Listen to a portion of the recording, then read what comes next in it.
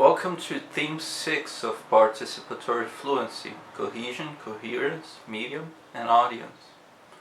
In this theme, we're going to talk about some textual elements, some elements that refer to the habit of reading, which is so lacking these days, and different things we can do to enhance vocabulary skills, argumentative skills, and deal better with situations where we need to express ourselves in written compositions and all sorts of environments.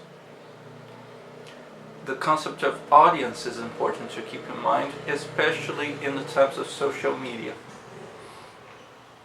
But it could be applied to many different things. An audience is the public that is listening to you, that is hearing you, that is reading you. An audience can be full of people or just a couple. An audience can be someone you reach online, or an audience can be attendees of a conference, students, your co-workers, someone who calls you on the phone. But in each of these cases, you have to pay attention to what your message is, what you want to convey, what you want to express, and how to do it in the best way possible. That's why this is paired with other elements, which are coherence and cohesion. Cohesion refers, and actually this is interchangeable, cohesion and coherence. Cohesion normally refers to the same thing as cohesiveness. Being cohesive means being short, clear in your message, and straight to the point. This means that you will not produce long texts and use unnecessary words and phrases to get your point across. You will say what is the most important, you leave it at that, and people will get the message clearly and fast. Also, it's important to mention that again, with the accumulation of medium formats on the web, it became necessary to reduce the length of many text and videos that we see on the web, so that people could have the opportunity to read more, watch more, and consume more. So this is something that has been observed throughout the years, and it's only getting more intense. The audience and picking the audience is an important factor to consider when you're making a video, for example. This is a video for students of the English language that have an intermediary level or above and are interested to get prepared to have a discussion on the themes proposed. It is not supposed to be something dedicated to kids, for example. The audience is not kids. The audience is not pre-teens. And maybe some teenagers would have difficulty grasping some of these concepts because they're used to a more informal language. But university students would certainly approve and engage better with this kind of discussion as it is proposed here. We use formal language, we use certain types of speech that are considered to be more aligned to work-related purposes and academic-related purposes. And this is the general line of the content that we produce here. But on the blogs for Participatory Fluency, for example, you'll find different things. On the videos for Participatory Fluency on YouTube, you will find something different. You will find a discussion with the audience, a conversation with the audience, and sometimes with the interactor, which is outside of the formal scope and more into informal conversations. Formal or informal is part of what you have to think about when you think about audience. If you're talking to businessmen and older people, you're more likely to use formal tone. If you're talking to teenagers in a community, in a study group that was made as part of a social work to make them engage more with the themes of the community, and they want to talk about, for example, making videos and who's going to be the next influencer to talk about whatever they want to talk about, you're going to use informal language. The way to communicate with them better would be to use informal language. You're going to say things like, so how are we going to do this? If you keep this word, this sentence in your mind, and you compare it with, okay, we have different ways to approach this. Which of the following do you think is a better proposal?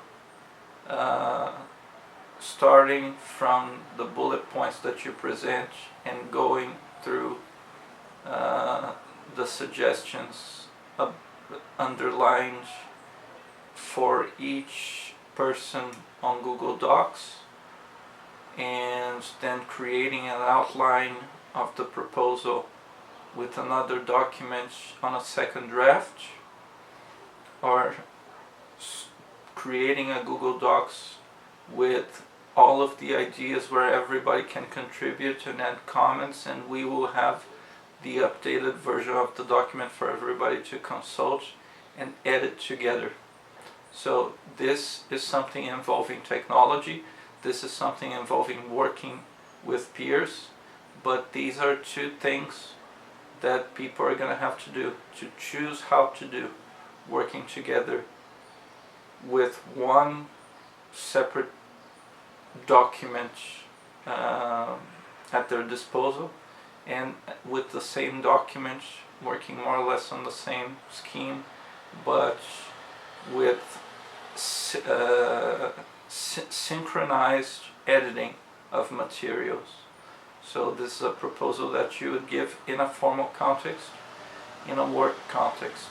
And many people have many different kinds of proposals today to work in synchrony with the people who are part of the team. Now, the medium is something interesting to think about, because then we are talking about, for example, Instagram, TikTok, YouTube, Facebook, and so on. We can also talk about WordPress. We can also talk about websites in general. We can also talk about LinkedIn, which is a little bit more in vogue these days. And we can talk about other social networks that some people don't talk about, like Mastodon and Post. We can talk about Substack. We can talk about Patreon. We can talk about many other kinds of things that some people use, others don't. Creators have many kinds of networks, but in terms of creative content, there's a bunch of platforms that some people would be more familiar with and others not. Choosing the medium means that you're going to take a little bit more caution with a post on Facebook than a post on Threads, even though they are from the same company. Threads has a more relaxed policy in terms of the language, and because you don't have family on Threads, you tend to be a little bit more personal and talk about personal things, whereas on Facebook you talk about things which are going to be read by your family members, and so you tend to be a little bit more careful. if you're talking about TikTok versus Instagram, sometimes you're gonna find a similarity, but others you're going to find the traditional post on Instagram a place to go and a place to explore when you're trying to engage with your audience. You have a post, you have a picture, you can edit the picture, you can make changes, you can create the message on the picture, you can even use artificial intelligence to produce that picture, and you can have a caption tagging other people, which is part of the process. And by doing so, you're engaging more people and making this more visible. Also, by interacting with other people, you'll have more people looking at your profile, and this has to do with the medium. People looking at your profile has to do with your audience. If you comment a lot and if you interact a lot with other people, you will get them to visit your profile, get them curious about you, to know who you are and where you come from, where you're speaking from. So engaging in social networks is a very important factor if you want visibility, and most people recommend that you do that. Most social media platforms even have suggested by standard that you follow and add certain people in order to expand your network. So this has to do with audience and this has to do with medium. Now, cohesion and coherence have to do with your content and how you're going to put it. The ability to put it in a short format, to be concise and to be clear in your message is important, especially when you have a limitation of characters. The ability to have a well-constructed text that is planned, organized, and makes sense in the whole, that has organized arguments and that raises different points but reaches the format of an introduction, a development, and a conclusion. This is being coherent and being a person that generally makes sense.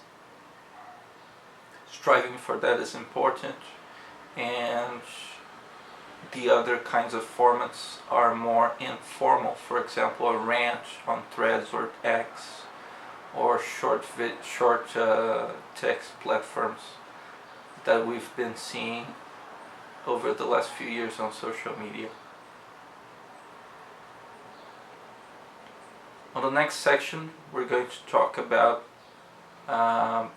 looking back. I'll see you there.